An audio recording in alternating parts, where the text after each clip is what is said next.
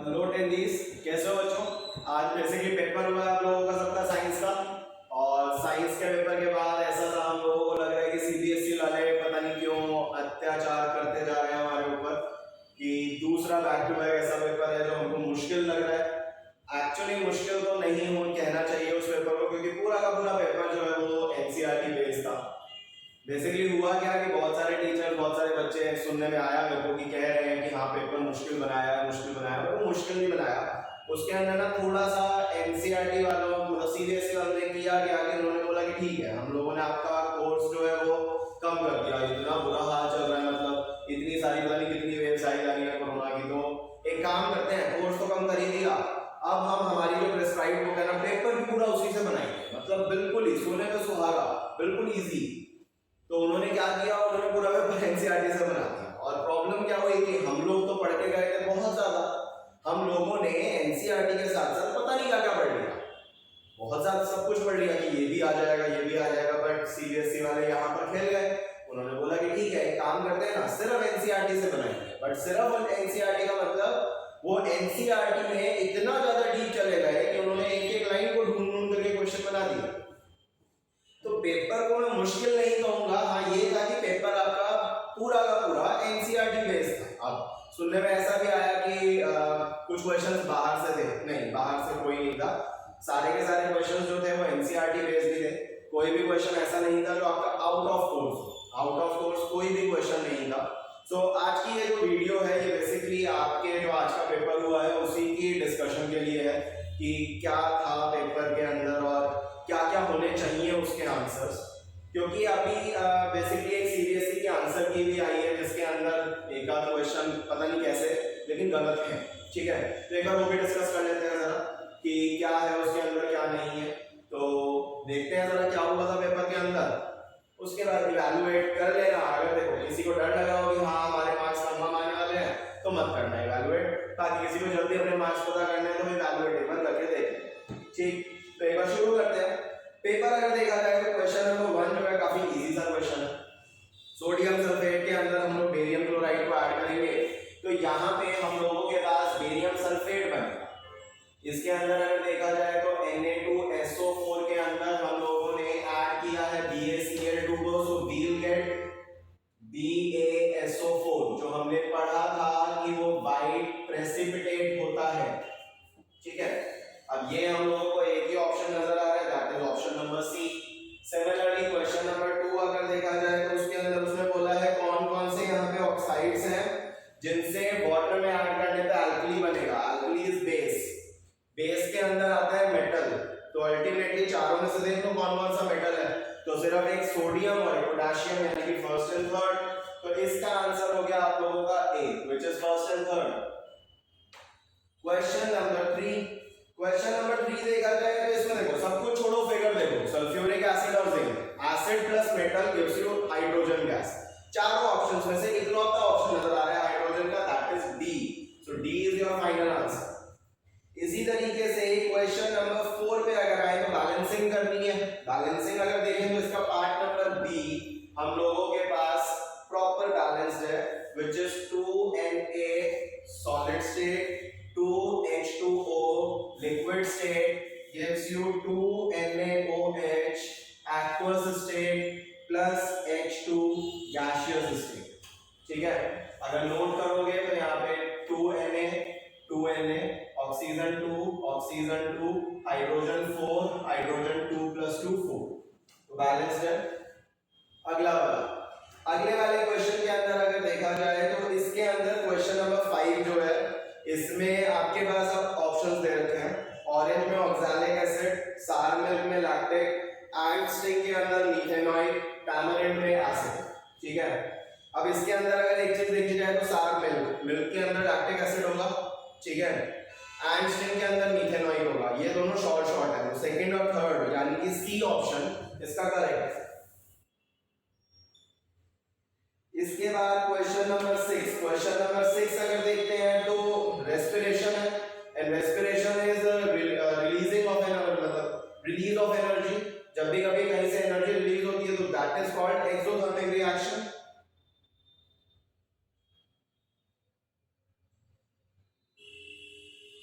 तो सी होगा इसका भी।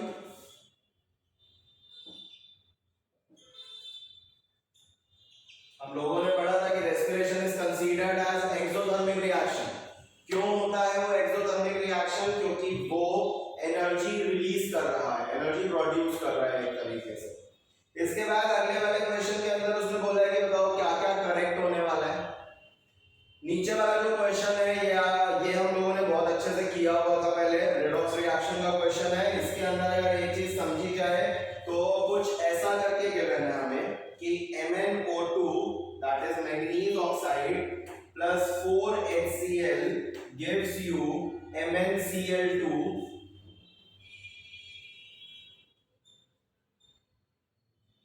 plus H2O 2H2O and Cl2। अब अगर यहां पर देखा जाए तो पहली बात ये है कि MnO2 जो है वहां से MnCl2 बन गया, मतलब ऑक्सीजन लूज हो गई, यानी कि रिडक्शन हुआ है यहाँ। इसके बाद जो HCl है, अगर यहां से देखा जाए तो HCl जो है यहां से हाइड्रोजन रिमूव हो गया और क्लोरीन बन गया, तो ये ऑक्सीडेशन हो गया यहाँ। डन। अब अगर देखा जाए तो HCl is oxidized to form Cl, first वाला पार्ट करेक्ट है। MnO2 is reduced to Cl2, MnO2 is reduced to Cl2, ये भी सही है। सेकंड वाला भी करेक्ट है। MnO2 acts as an oxidizing agent, क्योंकि ये रिडक्शन है तो ये MnO2 ये आपका ऑक्सीडाइजिंग होगा, बट यहाँ लिखा है MnCl2 which is wrong। आपका जो रिड्यूस सब्सटेंस, ऑक्सीडाइज्ड सब्सटेंस और जो एजेंट्स होते थे वो सारे के सारे रिएक्टेंट्स में से हुआ करते थे, प्रोडक्ट में से नहीं होता था। थर्ड गलत है। HCl act as an oxidizing agent, HCl oxidized substance है तो it act as a reducing agent not an oxidizing। तो फर्स्ट और सेकंड सही है, सिर्फ सी ऑप्शन इसका भी करेक्ट। क्वेश्चन नंबर 8 पे आते हैं। Select from the following statement which is true for bases। अब जो bases होते हैं they are bitter and turn blue to red। bitter सही है, blue to red नहीं होता तो गलत हो गया। Bases have pH less than 7 false। Bases are sour गलत। अगला base turn pink when a drop of phenolphthalein is added to them, तो D ऑप्शन इसका करेक्ट होगा। Question number 8 answer is D। Next question number 9 अगर देखा जाए तो इसके अंदर दोबारा से पहले वाले पार्ट में सोडियम क्लोराइड है। सोडियम क्लोराइड जो है वो बनता है HCl और NaOH, सही है, but nature of salt basic नहीं होता, न्यूट्रल होता है।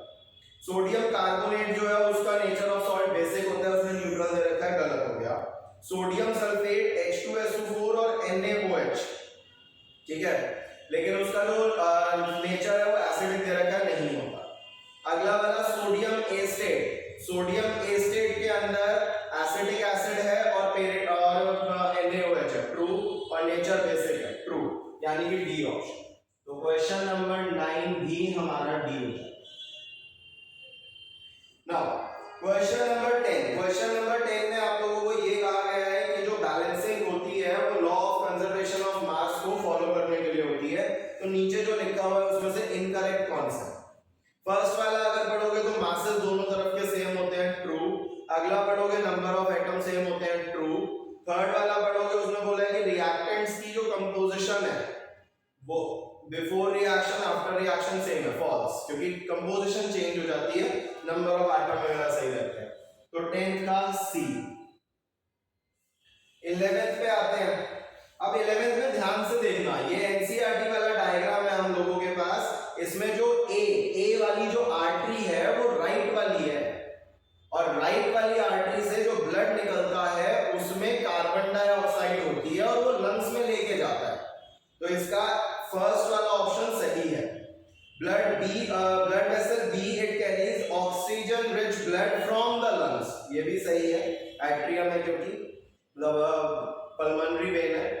इसके बाद left atrium relaxes as it receive blood from this blood vessel. अब जब एट्रियम में ब्लड आएगा तो वो रिलैक्स करेगा, तो ये भी सही है। फर्स्ट, सेकंड और थर्ड ये तीनों सही है, यानी कि D option is correct for 11th answer. ठीक। क्वेश्चन नंबर 12 ध्यान से समझना जरा इसको, इसके अंदर ये कहना क्या चाह रहा है आप लोगों से।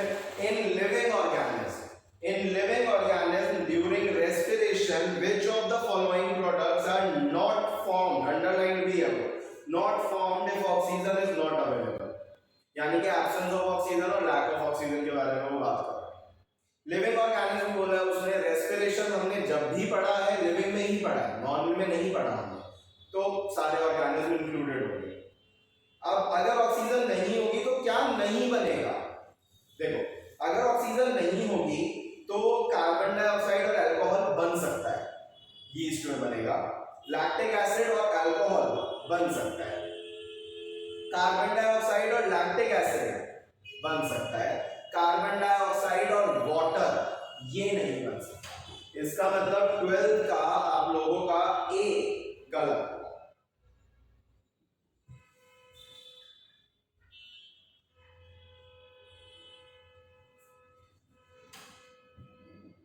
चलिए इसके आगे क्वेश्चन नंबर 13 पे आते हैं। Question number 13, the correct statement with reference to single celled organism. Single celled organism के बारे में बात कर रहे हैं। तो complex substances are not broken down into simpler substances. चलो इसके आगे simple diffusion is sufficient to meet requirement, सही है। स्पेशलाइज्ड टिश्यू, यार सिंगल सेल है, टिश्यू तो बनेगा ही, छोड़ो। Entire surface of the organism is in contact with environment for taking in food। तो सेकंड और फोर्थ वाला मेरे को यहाँ पे सही लग रहा है। इसका मतलब ऑप्शन नंबर सी इसका भी सही होगा।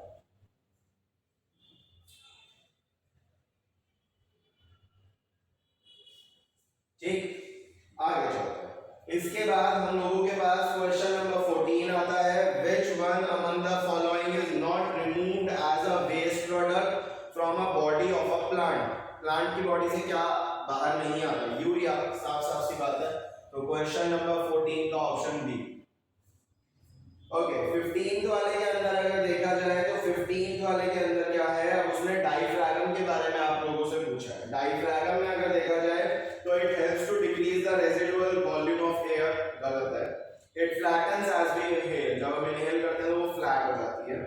It get raised as we inhale, जब हम नॉर्मल इनहेल करते हैं तो वो रेज नहीं होता। हाँ, अगर बहुत ज्यादा सांस लोगे तो होगा। It helps the chest cavity to become larger, yes वो लार्ज करने के लिए होता है। तो सेकंड और फोर्थ यानी कि A. So question number 15 part number A. इसके बाद क्वेश्चन नंबर 16 पे आते हैं। क्वेश्चन नंबर 16 के अंदर अगर देखा जाए तो स्टोमेटा दे रखा है, गार्ड सेल्स दे रखे हैं। इसके अंदर उसने पूछा है कि कौन सी स्टेटमेंट सही है। Large amount of water flows into the guard cells, नहीं। Gaseous exchange occurring in large amount, नहीं, लार्ज अमाउंट में नहीं होता। Large amount of water flows out from the guard cells, yes ये होगा। सो सी ऑप्शन इसका करेक्ट है। ठीक है, अब ये देखो, ये जो क्वेश्चन है ना, ये वाला क्वेश्चन आपकी एनसीईआरटी में है, एज इट इज लिखा हुआ है। बट है क्या, इतना ज्यादा डीप में है कि हम पूरा पैराग्राफ नहीं पढ़ते। हम क्या करते हैं, हम पैराग्राफ देखते हैं, उसमें से इंपॉर्टेंट टॉपिक उठाए, खत्म। हमने पूरा पढ़ा ही नहीं, जिसकी वजह से अटक गए। चलो 17 पे आए। 17 क्वेश्चन है हम लोगों के पास। In which of the following concave mirror is used? बहुत लड्डू क्वेश्चन है। Question number 17 A option is true. Question number 18 के अंदर उसने बोला है कि मेरे को स्क्रीन पे इमेज चाहिए। अब स्क्रीन पे जो इमेज चाहिए और वो कैसी चाहिए, यहाँ पे बोला है मैग्नीफाइड चाहिए। तो मैग्नीफाइड इमेज कब बनती है? जब ऑब्जेक्ट 2f को क्रॉस कर लेता है। 2f पे सेम साइज होता है, उसके आगे जब वो आएगा तो इमेज मैग्नीफाइड होगी। अब एक चीज ध्यान रखना कि 2f के आगे यहाँ दो केसेस हैं। एक है C वाला बिटवीन 2f एंड f, और एक है एट फोकस, वो भी 2f के आगे है। बट एक चीज हमेशा याद रखना, उसने बोला स्क्रीन पे इमेज चाहिए, यानी कि that should be a real image which can be obtained on screen. जब ऑब्जेक्ट फोकस पे होता है तो इमेज इंफिनिटी पे बनती है, बनती नहीं है। That appears to be meet, हमें लगता है कि बन रही है, एक्चुअल में वो पैरेलल रेज है, वो कभी जिंदगी में मीट नहीं करेंगे। तो इसीलिए उसको कंसीडर नहीं करेंगे। C option is correct.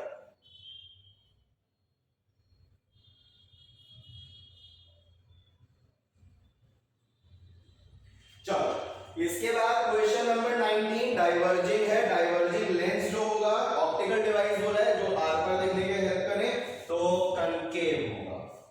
Question number 20, question number 20 अगर देखा जाए तो इसके अंदर क्या है? इसमें बोल रहे हैं कि लाइट रे एयर से मीडियम ए में आई, मीडियम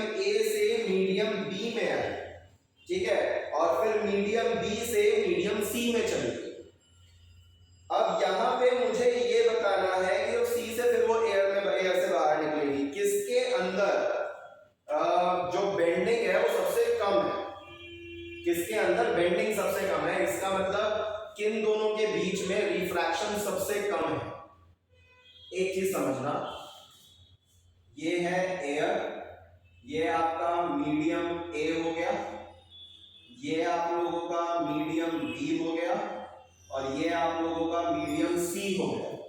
ठीक है, लाइट रे एयर से आई मीडियम ए में, सपोज कुछ इस तरीके से, थोड़ा सा इस तरीके से। अब दोबारा से इसने डायरेक्शन चेंज करी। ठीक है, मतलब मेरे डायग्राम में फिलहाल एक्यूरेट नहीं बना, लेकिन एक चीज नोटिस करोगे तो इसका रिफ्रैक्टिव इंडेक्स 1.5, इसका 1.33, इसका 2.42। ठीक है, और अगर इसका देखा जाए तो इसका फिलहाल 1। Refractive index of air is always. ठीक है, तो कुछ इस तरीके से। अब आपको ये बताना है कि किसमें से लीस्ट डेविएशन हुआ है। लीस्ट डेविएशन का सिंपल सा लॉजिक है, जिसका रिफ्रैक्टिव इंडेक्स का जो डिफरेंस है वो कम होगा। नॉर्मल सी बात है, अगर लाइट एयर में जा रही है तो सीधी जाएगी। अब अगर मीडियम ज्यादा डेंस हो जाएगा तो डायरेक्शन ज्यादा चेंज होगी, यानी कि मीडियम की डेंसिटी अगर ज्यादा चेंज होगी तो डायरेक्शन ज्यादा चेंज होगी।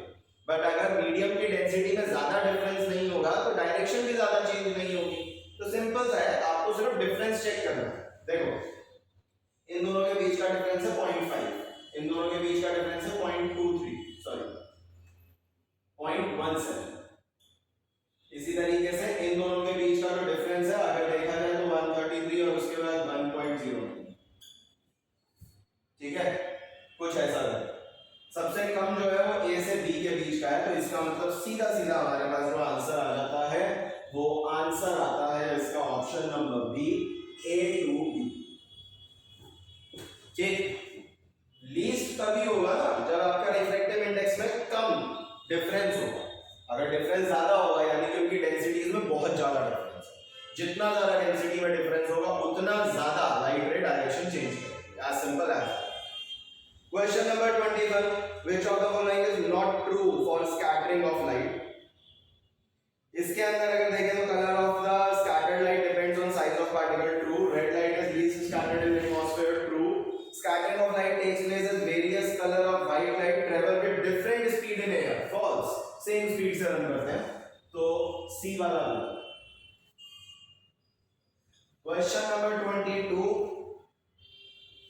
इससे जो इमेज बनेगी कनकेव मिरर है, ऑब्जेक्ट जो है वो फोकस से आगे रखा हुआ है, इमेज बनेगी वर्चुअल और मैग्नीफाइड। तो जो मैग्निफिकेशन होगा वो पॉजिटिव होगा क्योंकि वर्चुअल इमेज है, और जो आंसर आएगा क्योंकि मैग्नीफाइड है तो मोर देन 1 आएगा। Positive and more than 1 that is b, तो 22 का बी। ओके, 23 के अंदर अगर देखा जाए तो 23 के अंदर दोबारा एंगल्स के बीच में रिलेशन मांगा हुआ है। This is called angle I, R1, R2 and E। ये हमने जो रेक्टेंगुलर ग्लास स्लैब वाला किया था सेम वैसा ही कुछ है। इसमें एंगल 1 जो होगा वो एंगल 2 से बड़ा होगा, ऑप्शंस में कहीं नहीं है, लीव इट। 2 3 के इक्वल होगा, 2 3 के इक्वल एक ऑप्शन नजर आ गया, that is angle, that is part c. तो यही हमारा सही है। ठीक है, रेक्टेंगुलर ग्लास स्लैब याद करो जरा, angle i is greater than angle r, दोनों आर इक्वल हुआ करते थे, और उसके बाद आई और ई इक्वल होता था। तो या तो 1 और 4 इक्वल हो, ये दे रखा हो, या फिर 3 इज लेस देन 4 हो, वो भी नहीं दे रखा, या फिर 1 इज ग्रेटर देन 2 हो, वो भी नहीं दे रखा, 2 और 3 इक्वल होना चाहिए, वो दे रखा है। तो C is your right answer. Okay, अगले वाले क्वेश्चन में प्रिज्म को उल्टा कर दिया, तो कोई घबराने वाली बात नहीं है। एक्स वॉयलेट होगा, वाई रेड होगा। अब वाई के लिए उसने पूछा है colour of sky as seen from earth during the day, red नहीं होता वो, तो ए गलत है। Colour of sky as seen from moon, नहीं, डार्क दिखेगा। Colour used to paint danger signals, yes, red colour use करते हैं। तो question number 24, c is your correct answer. So this is your section A, पूरा का पूरा section है।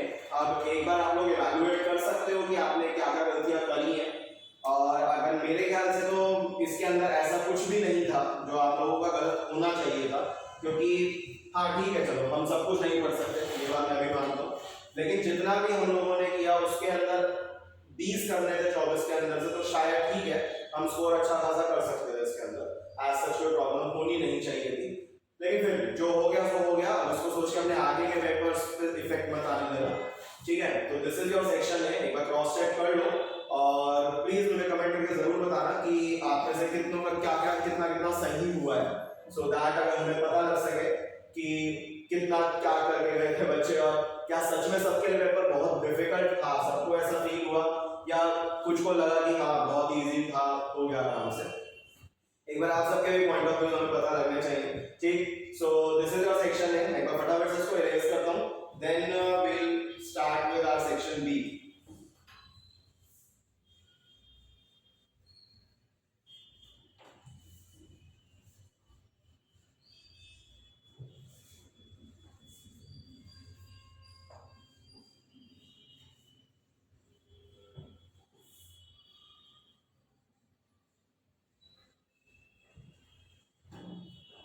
चलो सेक्शन बी के बारे में शुरू करते हैं। सबसे पहला वाला जो था उसके अंदर thermal decomposition, solid substance break होने वाला है। सॉलिड सब्सटेंस एक ही है यहाँ पे, मतलब दो है, सॉरी तीन है।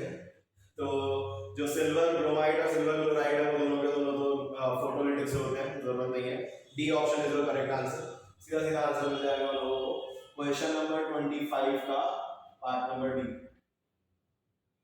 Then we'll move to question number 6. Okay. pH value का डिक्रीजिंग ऑर्डर लेना है, ठीक है। The decreasing order of their H plus concentrations, जिसकी pH सबसे कम होती है उसमें सबसे ज्यादा H plus होता है।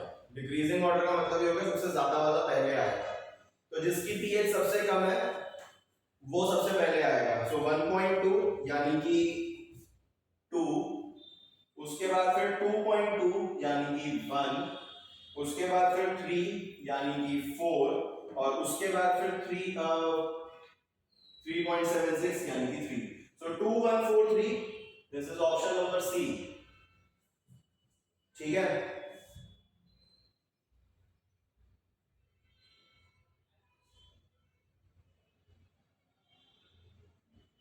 चलिए इसके बाद क्वेश्चन नंबर 27।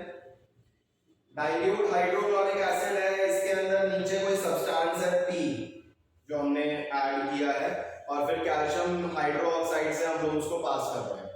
देखो calcium hydroxide is slaked lime, slaked lime से जनरली एक ही टेस्ट किया जाता है, दैट इज कार्बन डाइऑक्साइड का जो मिल्कीनेस ले आता है। एक दूसरा टेस्ट होता है जो क्लोरीन को पास करने से होता है, कैल्शियम हाइड्रोक्साइड में क्लोरीन पास करेंगे तो वो ब्लीचिंग ब्लीचिंग पाउडर बना देगा और HCl गैस प्रोड्यूस होती है, ठीक है। तो अभी अगर यहाँ पर देखा जाए तो इसने बोला कि अगर आपका जो P होगा वो K2CO3 होगा तो गैस निकलेगी आप लोगों की यहाँ पे क्लोरीन, ठीक है। और वो जो क्लोरीन होगी वो कैल्शियम हाइड्रोक्साइड में कोई चेंज नहीं करेगी, नहीं ये गलत है क्योंकि वो चेंज तो जरूर करेगी, तो फर्स्ट ऑप्शन गलत। बाई चांस अगर यहाँ पे चेंज लिखा हुआ होता तो ये सही हो सकता था। सेकेंड वाले के अंदर अगर देखा जाए तो KHCO3 गैस कार्बन डाइऑक्साइड, सिर्फ फोकस गैस पे रखें, gas carbon dioxide no change, this is not possible. अगले वाले में gas hydrogen turns milky, not possible. Last वाले में carbon dioxide turns milky, possible. तो क्वेश्चन नंबर 27 का आंसर हो गया last one, that is d. Question number 28 पे आते हैं। CaCl2 का करेक्ट स्ट्रक्चर आप लोगों को यहाँ पर बताना है कि करेक्ट स्ट्रक्चर आपका क्या होगा, ठीक है। CaCl2 के अंदर मेजर जो करेक्ट आपका स्ट्रक्चर है, अगर देखोगे तो सारे के सारे वैसे सिमिलर से लग रहे हैं, ज्यादा कुछ उसमें नया लग नहीं रहा, बट स्टिल यहाँ पे अगर देखा जाए तो दोनों में है क्या, बी और डी तो वैसे ही गलत हो गए क्योंकि कैल्शियम लूज करेगा तो उसके इलेक्ट्रॉन्स हम लोग 8 तो बनाने नहीं वाले, ठीक है। दूसरी चीज, अब जो ए वाला है, ए और सी में से सही होगा। ए वाला जो है उसके अंदर क्लोरीन का जो वैलेंसी है वो उसके ऊपर दे रखी है, बट फॉर्मूला बनाते टाइम क्लोरीन का जो एटॉमिसिटी होगी उसके नीचे लिखेंगे। सो सी ऑप्शन इज करेक्ट, यानी कि Ca2 प्लस और Cl सबस्क्रिप्ट के अंदर 2 आएगा, ना कि सुपरस्क्रिप्ट के अंदर, ठीक है भाई। देन क्वेश्चन नंबर 29 पे आते हैं। क्वेश्चन नंबर 29 पढ़े, पेयर जो डिस्प्लेसमेंट, अरे यार ये तो रिएक्टिविटी सीरीज आ गई। रिएक्टिविटी सीरीज मेरे ख्याल से हमने पढ़ी थी, बहुतों ने ऐसे ही पढ़ी होगी, शायद नहीं पढ़ी तो शायद अब समझ में आए। काशीनाथ का माली आलू जरा फीके से पकाता है, बस जो ऊपर आ रहा है वो नीचे वाले को डिस्प्लेस करेगा। सोडियम और कॉपर, कॉपर सोडियम डिस्प्लेस नहीं कर सकता क्योंकि सोडियम ऊपर है, कॉपर बहुत नीचे है। सिल्वर एंड कॉपर ये पॉसिबल है। एल्यूमिनियम और मैग्नीशियम, तो magnesium can displace aluminium. Kashinath का माली आलू, माली पहले है बाद में आलू है, तो यस दिस इज ट्रू। तो सेकंड और थर्ड आप लोगों के सही हो गए, सेकंड एंड थर्ड यानी कि option number b. Then question number 30, किसमें वाटर ऑफ क्रिस्टलाइजेशन नहीं होता है? तो ब्लीचिंग पाउडर में नहीं होता है, बेकिंग सोडा में नहीं होता। फर्स्ट एंड फोर्थ यानी कि option number D. Question number 31, हाँ अभी 31 और 32 इस पर लेकर के बहुत वाद विवाद चल रहा है। बहुत सारे बच्चों के मैसेजेस आ रहे हैं कि सर क्या हो रहा है क्या नहीं हो रहा। बहुत सारे बच्चों के मैसेजेस आ रहे हैं कि सर क्या चल रहा है इसमें, क्या नहीं हो रहा, क्योंकि सीबीएसई का जो आंसर की आई है सीबीएसई की, उस आंसर की में 2 क्वेश्चन हमें तो गलत लग रहे हैं, बुक के हिसाब से भी गलत है, हाँ वो एक्चुअली गलत है, मेरे हिसाब से भी गलत है, पर मैं इसके अंदर आपको इतना कह सकता हूं कि अगर वो गलत है तो आपको सीबीएसई की तरफ से मार्क्स तो मिलेंगे, बट मैं इसके ऊपर आपको कोई मतलब श्योरिटी नहीं दे रहा। कभी आप लोग बोलोगे नहीं सर आपने कहा था बट स्टिल हमको नहीं मिले, मैं इसमें कोई श्योरिटी नहीं दे रहा। पता नहीं क्या सोच के उन लोगों ने गलत मार्क करे हैं या कौन था जिसने आंसर की सेट करी है, मुझे नहीं पता, लेकिन 2 ऑप्शन बिल्कुल गलत है। जैसे question number 31, sodium hydrogen carbonate is used as an ingredient in antacid, this is true, ये सही है। इसके आगे उसने बोला है NaHCO3 is a mild non-corrosive basic salt. हाँ, NaHCO3 is baking soda and this is non-corrosive mild baking salt. इसीलिए इसको एंटासिड के लिए यूज किया जाता है।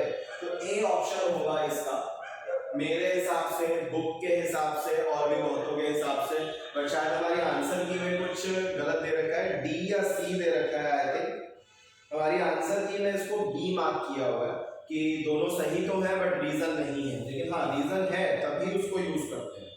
अगला, burning of natural gas is an endothermic reaction.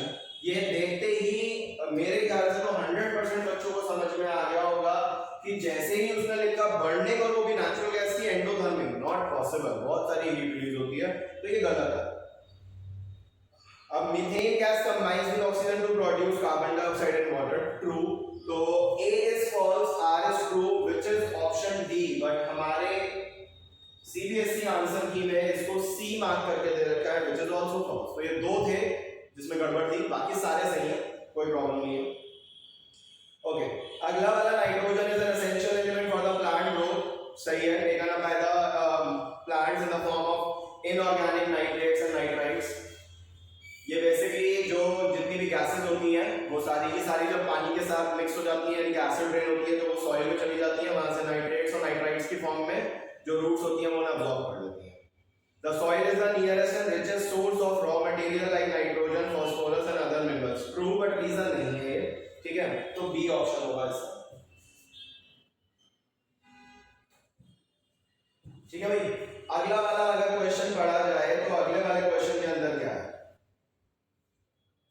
अगले वाले के अंदर लिखा हुआ है कि sun appears reddish at the time of sunrise and sunset. True. Distance traveled by the sunlight in the atmosphere is lesser during sunrise and sunset as compared to noon. नहीं ज्यादा होता है यार, कम नहीं होता, तो सी ऑप्शन होगा, यानी कि A is true, R is false. Question number 35, hydrochloric acid helps in digestion of food in stomach. Hydrochloric acid creates an acidic medium to activate protein digesting enzymes. True, तो ultimately ये सही कह रहा है, दोनों चीजें सही हैं। 35 का ऑप्शन ए इज ट्रू। चलो, इसके बाद अगला वाला अगर देखा जाए तो इसमें कार्बन डाइऑक्साइड नेसेसरी होता है, ये चीज प्रूव करनी है हमें।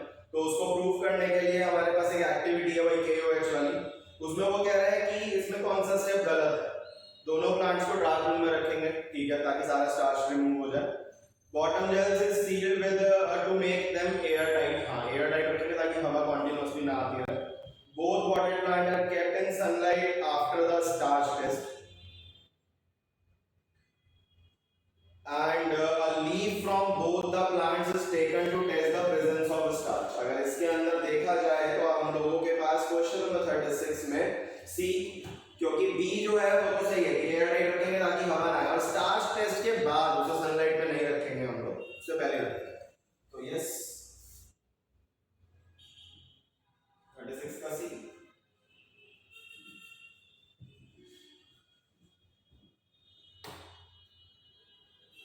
ओके 37 पे मूव करते हैं। क्वेश्चन नंबर 37 अगर पढ़ा जाए तो इसके अंदर क्या है, गिल्स दे रखे हैं, alveoli दे रखा है, दोनों में क्या चीज सिमिलर है वो बताना है। Both are placed internally in the body of animal, हाँ वैसे तो ये सही है लेकिन अभी नहीं फिलहाल, मतलब रेस्पिरेटरी स्ट्रक्चर्स की फॉर्म में देखना है हमको। Both are thin and moist surface for gaseous exchange, although gills जो होते हैं वो फिशेस के अंदर की बाहर की तरफ होते हैं, तो ये गलत था, टेक्निकली गलत था। बी ऑप्शन इसका सही होगा।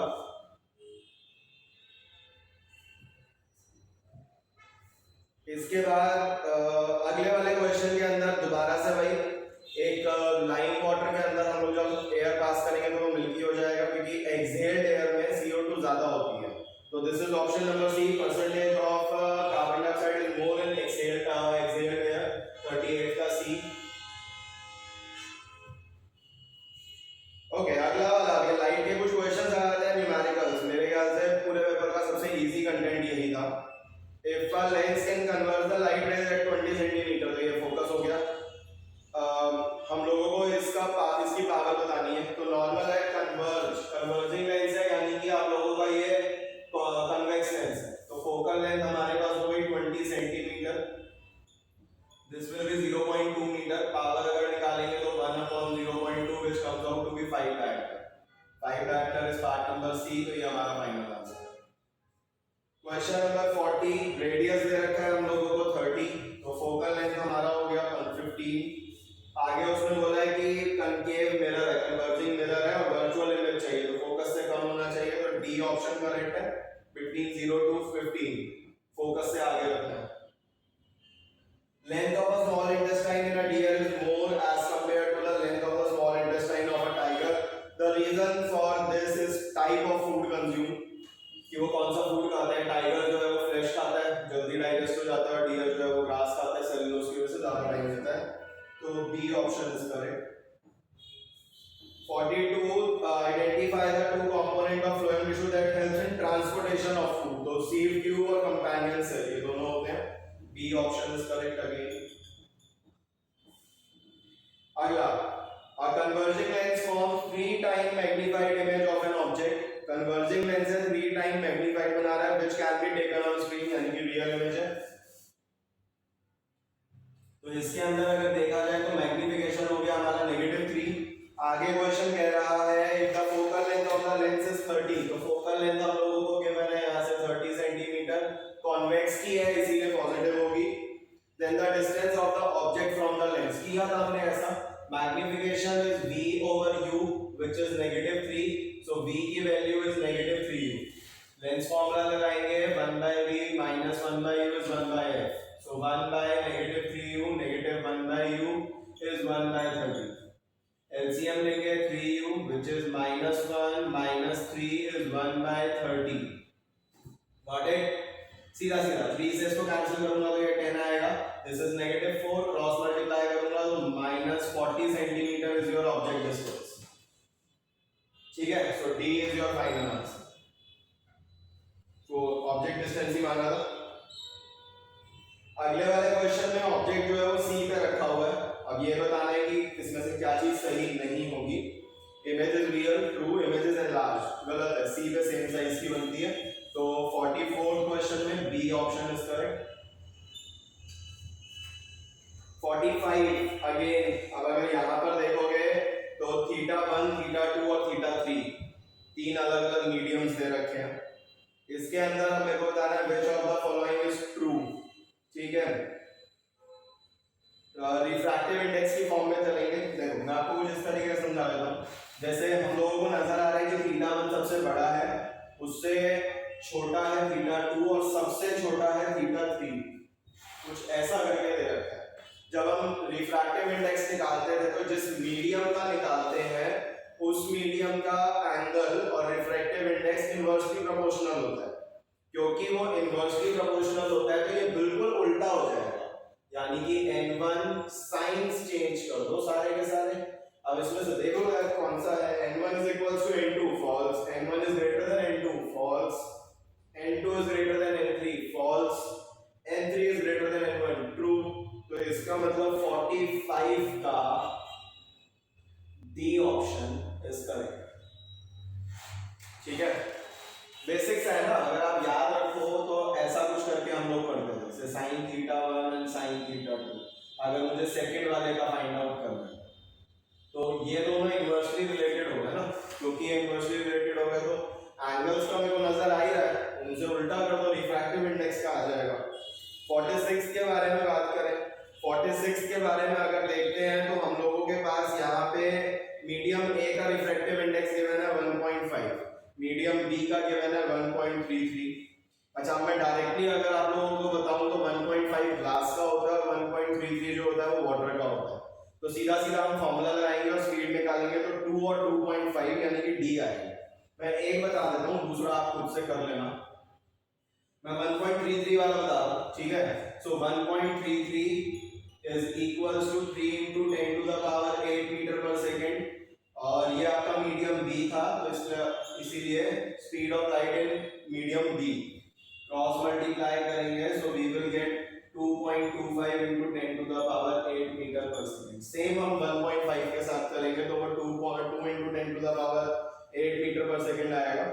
तो D is your correct answer। Medium A पहले लिखा है, B बाद में लिखा है। The object of height 4 cm is kept at a distance of 30 cm from the pole of a diverging mirror. Diverging mirror is convex.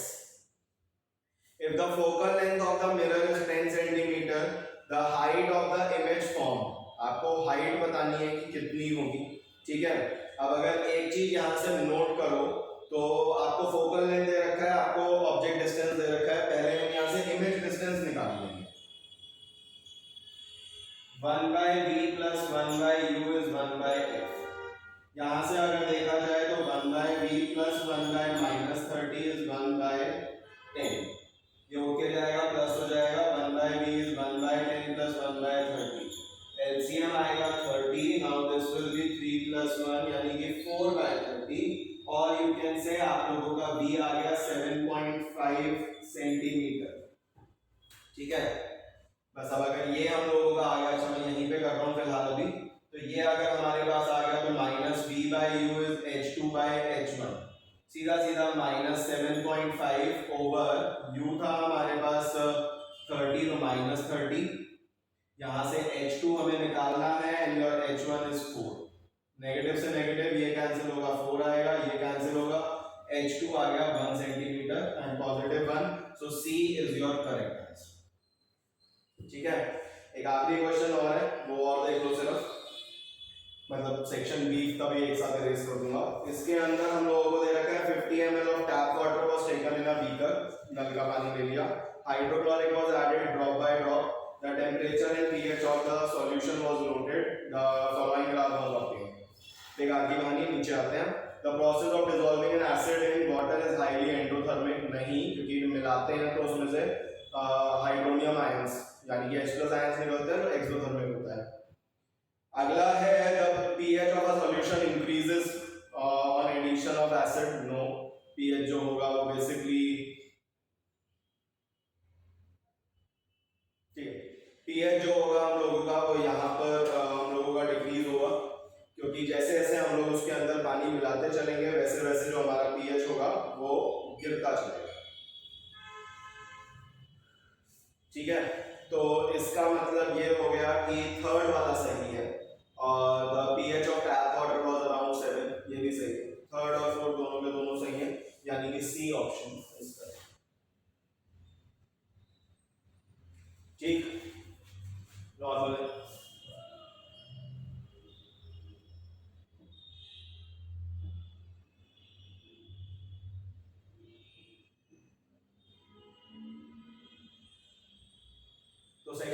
B आपके सामने पूरा का पूरा है। अब सेक्शन बी के अंदर अगर हम लोग एक चीज देखें तो सेक्शन बी में दोबारा से सेक्शन बी में लाइट था, लाइट के भी कोई एज बहुत ज्यादा क्वेश्चंस नहीं आए क्योंकि इकलौता चैप्टर था न्यूमेरिकल्स का, तो कहीं ना कहीं मैंने ये चीज फील करी थी, बहुत सारे बच्चों को प्रॉब्लम आ रही थी कि सर न्यूमेरिकल्स नहीं हो रहे, लेकिन इतना कोई खतरनाक सा आया नहीं है, जो देख के आप लोग जाओ काफी इजी से बेसिक से आएगा, तो कर सकते थे हम लोग, कोई बड़ी बात नहीं है। अगेन सेक्शन बी आपके सामने, एक बार दोबारा से क्रॉस चेक करो जरा, क्या गलतियां करके आए हो क्या नहीं करके आए। किसी भी क्वेश्चन की अगर एक्सप्लेनेशन समझनी है या बाई चांस कुछ रह गया जो मैं नहीं बता पाया, और मैंने वैसे अपनी तरफ से कुछ बता दिया आप लोगों को, स्टिल अगर कुछ रह गया है कमेंट में जरूर बता देना कि ये एक्सप्लेन कर दो, मैं उसके ऊपर भी एक वीडियो बना दूंगा, कोई प्रॉब्लम वाली बात नहीं है। और अगेन क्रॉस चेक करो, बताओ जरा किसके कितने कितने आए, कितने सही हुए कितने गलत हुए, क्या क्या गलतियां करके आए हो तुम लोग, ठीक है। एक बार फटाफट से गो थ्रू कर लो, मतलब अगर मार्क करना है तो मार्क कर लो जल्दी से, देन हम लोग शुरू करते हैं सेक्शन सी के साथ।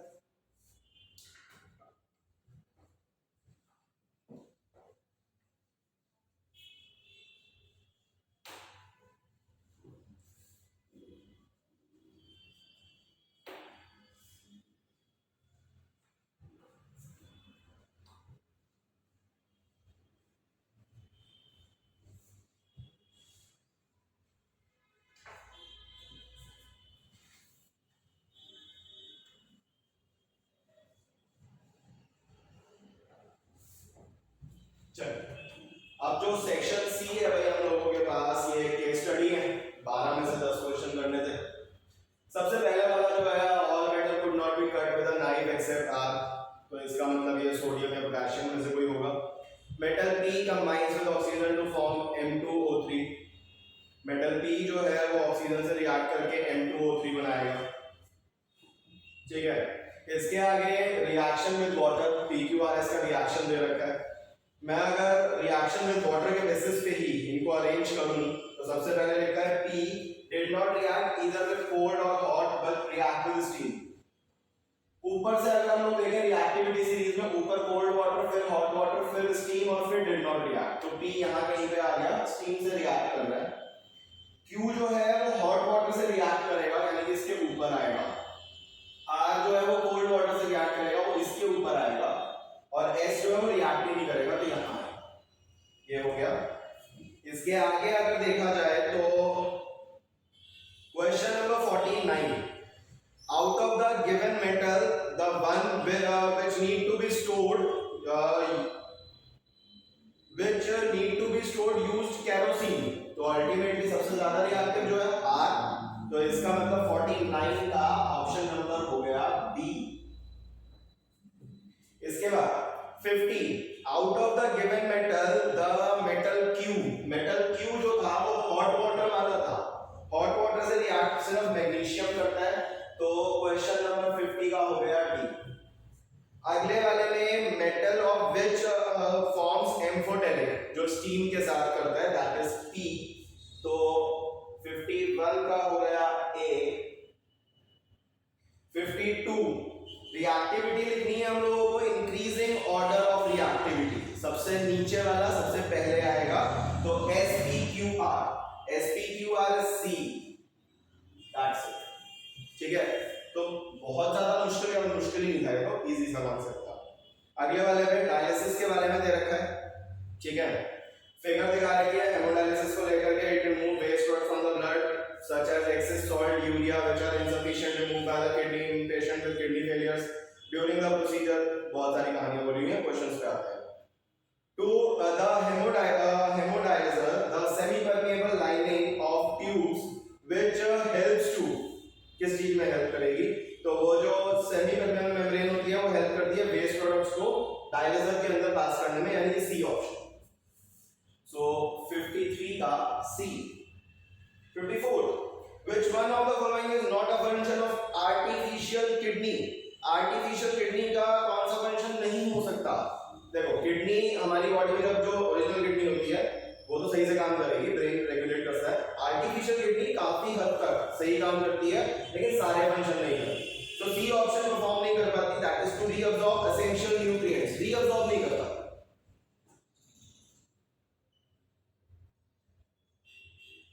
Okay, the used used dialysing solution is rich in, जो dialysing solution होता है ऊपर अगर पैराग्राफ पढ़ोगे तो उसमें लिखा हुआ है यूरिया एंड एक्सेस सॉल्ट। तो क्वेश्चन नंबर 55 का ए, which part of the nephron in human kidney serves as the function of reabsorption of certain substance? reabsorption tubules में होता था, तो सी। ठीक है, क्वेश्चन नंबर 57, मतलब पहले केस स्टडी देख लेते हैं। A compound microscope is an instrument which consists of two lenses L1 and L2. The L1 called objective forms a real inverted and magnified image of a given object. So L1 is convex. This serves as the object for the lens L2 of the eyepiece. The eyepiece functions like a simple microscope and magnifier. It produces the final image which is inverted with respect to the original object, enlarged and virtual. मतलब बनाता वो real image ही रहा है तो वो भी convex ही है। What type of lenses must be L1 and L2? Both convex. तो question number 57 option number B. What is the value of the sign convention of the image formed by L1? ध्यान से पढ़ना, L1 की image real है, inverted है, magnified है। अब इसके अंदर मैग्निफिकेशन के लिए पूछ रहा है वो, क्योंकि रियल है इसीलिए साइन नेगेटिव होगा और मैग्नीफाइड है तो मोर देन 1 होगा, तो D option is correct.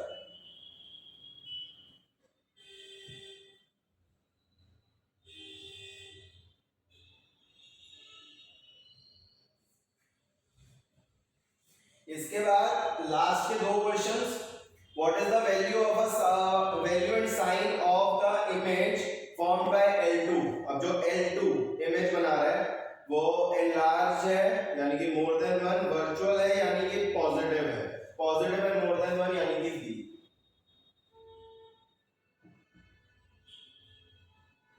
And last but not least, power of a eyepiece L2 is 5 diopter. It forms an image at a distance of 80 cm from its optical center. At what distance should the object be?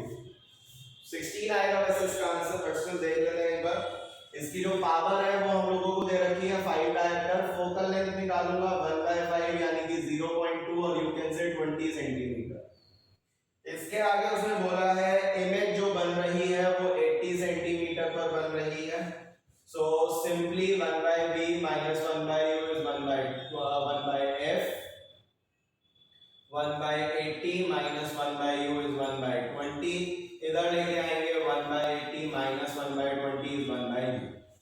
LCM लिया तो 80, 1 minus 4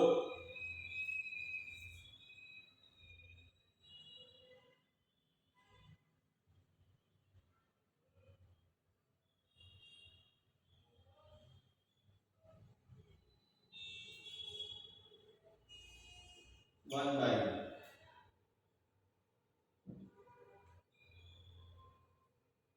सो अगर यहां से देखा जाए तो हमारा जो u आएगा that will be 80/3।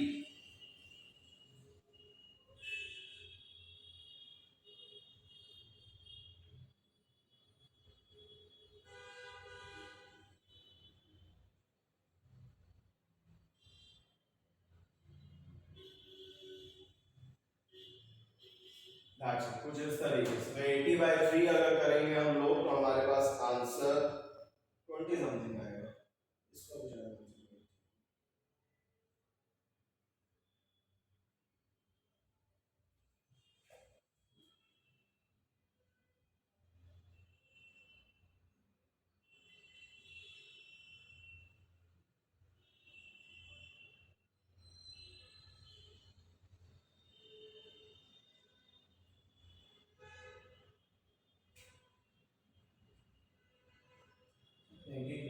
Calculation open ऐसे।